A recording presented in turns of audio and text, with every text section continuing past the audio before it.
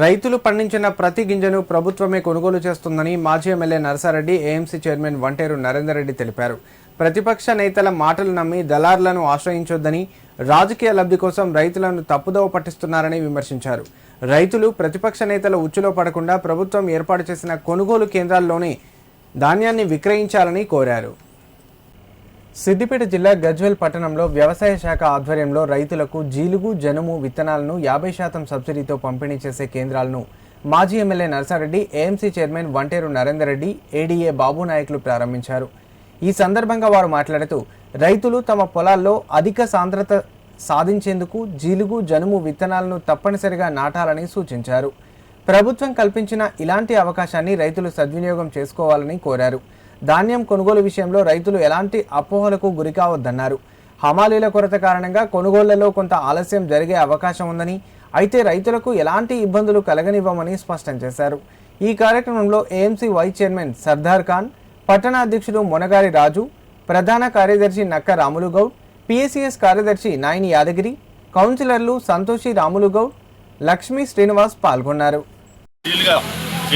జనము అంటే ముఖ్య ఉద్దేశం ఏంటంటే, ప్రభుత్వ ఉద్దేశము రైతులు బాగుంటేనే అందరికీ మేలు జరుగుతున్న ఉద్దేశంలో ఈ పచ్చి రొట్టె ఎరువును వాడుకున్నందుకు అందరికీ రైతుకు ప్రతి ఒక్కరికి సరిపోను ఇచ్చి, దాని ద్వారా మనం వరి దిగుబడి ఎక్కువ చేసుకున్నందుకు వీలుగా సగం సబ్సిడీగా క్వింటాల్కి వచ్చి దాని ధర 16,350 రూపాయలు, అంటే 50% సబ్సిడీ 8,150 రూపాయలకు గాను మన రైతుకు ఇచ్చేందుకు సిద్ధంగా ఉన్నది.